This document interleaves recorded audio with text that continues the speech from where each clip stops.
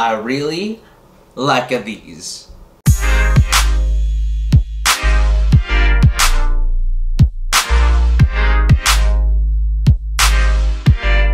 What's up everybody, it's Lawrence again, and today we have a really special treat. It is the Air Max Susan.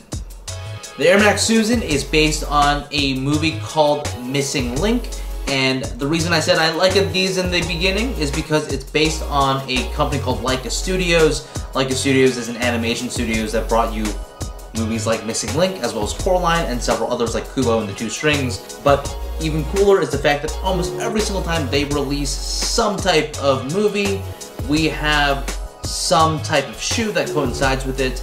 I don't necessarily love any of the other ones that were released. There was like the Jordan 15 designed for Kubo, and there were several other ones like Coraline, and I'm not a huge fan of those. But the Air Max Susan is one of my most favorite Air Max ones I've ever seen. So let's start with the upper like we always do. The materials on this are absolutely insane. So let's start with the plaid, which is done in a yellow as well as brown plaid. That is on the mud guard over here, as well as the ankle collar over here as well. I've already worn these shoes, and so you know, if it's a little dirty, my bad. There's also a hunter green over here that is kind of done in a striated pattern with striped in it. It's more patterny, you can't really see the stripes, and there is exposed stitching done in the red all throughout.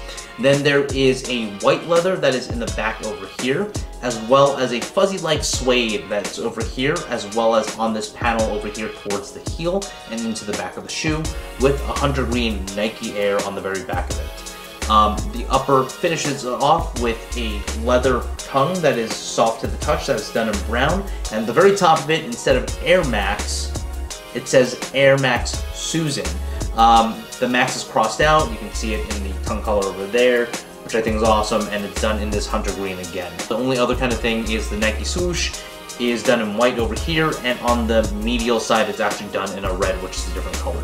So the reason the shoe is designed this way is because the Yeti called Missing Link, I believe he's actually called Susan. Eventually, I didn't watch the movie, so I'm not too sure, I'm just more stoked about the shoe. This is based on his costume, and you can see that over here. His suit is predominantly over this color, which is his jacket. He also has a vest done in this hunter green. The little eyelets over here, you actually can't tie these up. You can't remove them, so they're kind of like buttons that aren't removable. Those are actually cufflinks, and the rest of it in terms of fuzziness and things like that probably have to do with the way that he's a Yeti, and so it's a little fuzzy. But the color blocking, the materials, and everything on the upper are phenomenal. Absolutely phenomenal. And to finish it off, there is this cloth material that's done in a white, that's an underlay. What I really like about this cloth is that it really does remind me of a high quality, crisp white shirt, and I think that's exactly what they were going for, and they freaking nailed it. And it's those simple things. It's just a white material that really brings it out and to make me feel like this is the suit that Yeti wore, but in an Air Max one called the Air Max suit. Then you go over to the midsole. I've never actually seen Nike do this. If there are other shoes that you guys know of that have this specific type of stitching, as well as midsole, definitely let me know, because I'd be really interested to see what they are. Potentially even get a pair. But this is actually made out of leather, and that obviously permeates all throughout, and it's done in that chocolate brown color. You have your Air Max unit over here. That's actually, I can't really even tell what color it is on the inside. I think it might be black. I actually can't see it in this lighting. Anyway, moving on. And then finally on the bottom you have a regular gum sole done in the traditional pattern. And then on the very inside of the shoe you can see a cork insole. And there's a Nike Air symbol done in the hunter green as well. So what are my thoughts on the shoe? I actually kind of already revealed most of it. This is the most phenomenal shoe I've had on my feet in a long time. You know, I'd say that they're probably a little hard to rock from an aesthetic perspective, but they look amazing when you're just looking at them. The material feels amazing. When you have them in your hand, they feel amazing. I wear them with a relatively muted, I wore them with a relatively muted outfit. I think it actually fits great. If you go too crazy with colors, you're probably not going to do very much. But I feel like you could wear this with a suit, just because it is that pop of eye color, but it's also very traditional at the same time. When it comes down to comfort, I actually did not expect these to be more comfortable than the regular Air Max 1. but the cork insole actually changes that. I wish the cork insole was in more Air Max 1s or even more of the Nike shoes in general.